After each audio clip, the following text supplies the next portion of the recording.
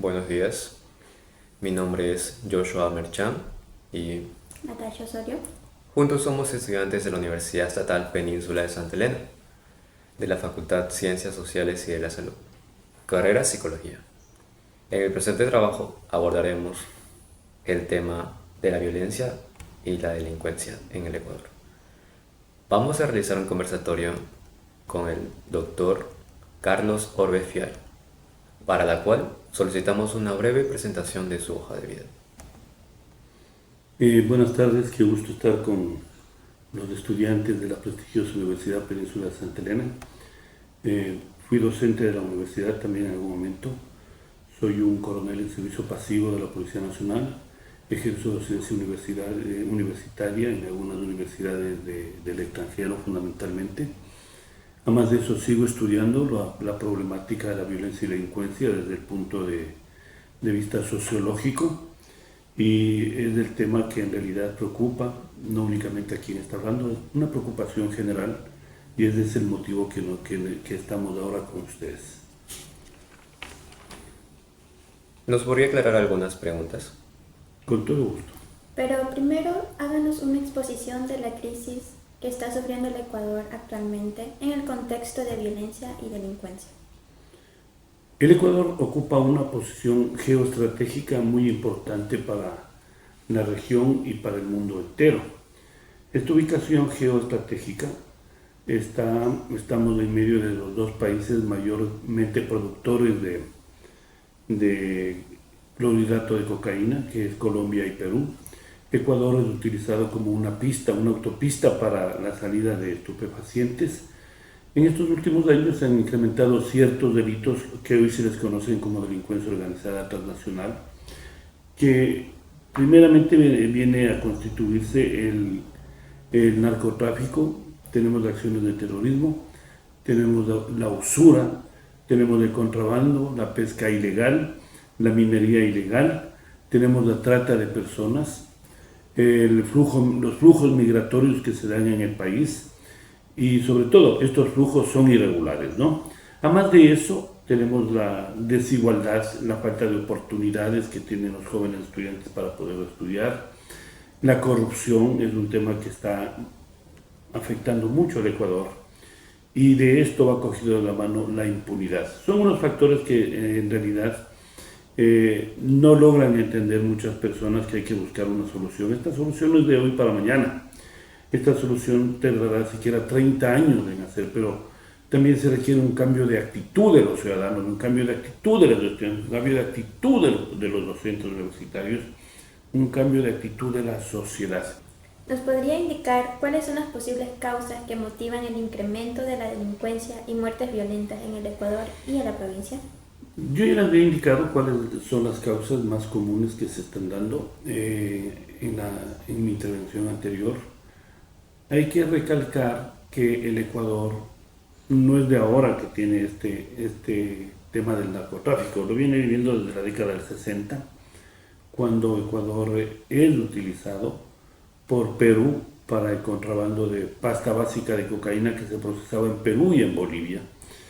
Por el año 70-75, Colombia comienza a sembrar hojas de coca y a procesar su pasta básica y hacer la purificación y llevarla al clorhidrato de cocaína. Igual, en esa misma época se utiliza Ecuador para sacar el producto fuera del país, específicamente Estados Unidos y Europa. Colombia, por sus problemas que ha tenido, en el caso de la presencia de grupos insurgentes, los guerrillas, nos ha afectado de alguna manera, pero recordemos que el Ecuador por muchos años fue declarado una isla de paz. Y yo me atrevería a decir desde el año 2015 comienza a verse un incremento secuencial de las muertes violentas. Hay que entender dos cosas: cuáles son los delitos y cuáles son las muertes violentas. De hecho, Naciones Unidas mantiene un indicador que a un país se le considera alto en el incremento, se le toma en cuenta el incremento por el número de muertes violentas. Hay un indicador que por cada cierto número que a un país se le considera alto en el incremento, se le toma en cuenta el incremento por el número de muertes violentas. Hay un indicador que por cada cierto número de habitantes se da el número de muertes violentas. Entonces, en este caso, Ecuador terminó en el 2023 con 8.009 muertes violentas, que eso da una tasa del 44.5%. Ecuador llegó a ocupar el primer puesto como el país más violento, seguido de México, seguido de Colombia y de Venezuela. No nos esperábamos nunca esto, pero este incremento, como les decía, viene viéndose desde el 2015. Llega la pandemia y hay un incremento en pandemia y post-pandemia de las muertes violentas. Pero aquí hay que aclarar por qué. Lamentablemente en la provincia en la que nosotros estamos hoy viviendo, estudiando los jóvenes, es utilizada por acciones del crimen organizado. No es únicamente el narcotráfico. Acá en la provincia está claramente identificado el contrabando de combustible, el contrabando de otros materiales, la pesca ilegal, que yo veo que las autoridades muy poco o casi nada hacen.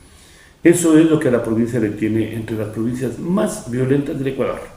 En 2013, terminó Ecuador, la provincia de Telena en el ranking número 6 de las provincias más violentas. Yo creo que este año estaremos entre el quinto, sexto, quién sabe hasta el séptimo, como la provincia donde mayor número de muertos existe.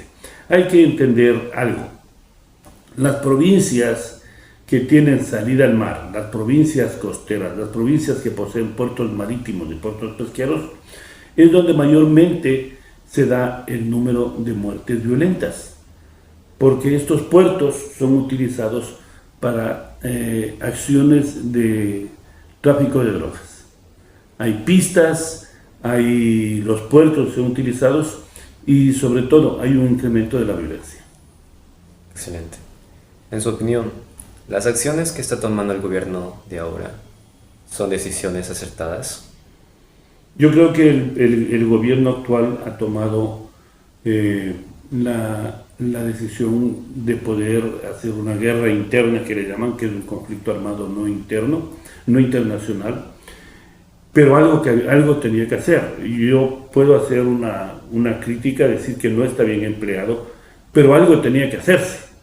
En el transcurso del tiempo se va mejorando, se va adaptando mucho mejor, pero no es únicamente el tema del presidente, es el accionar de muchas instituciones del Estado que deben hacer frente para de alguna manera frenar la violencia y delincuencia en la que el Ecuador está sometido. No es únicamente el presidente, tenemos una asamblea que lamentablemente no realiza las acciones que debe ejecutar para poder disminuir las acciones de violencia y delincuencia que el Ecuador está siendo sometido.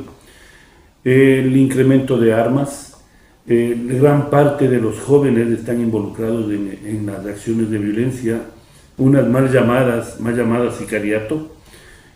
Muchos jóvenes están en el incremento de cobros indebidos, que acá en la provincia se le conoce como los prestadiarios, que lamentablemente muchas autoridades no le topan eso, pero dentro de las investigaciones realizadas se tiene conocimiento que esas acciones también provocan asesinatos, provocan muertes violentas.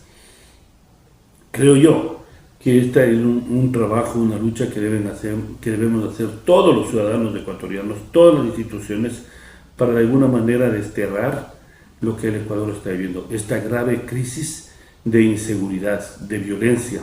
Y hoy, mezclado con la crisis energética, no sé qué va a hacer del Ecuador.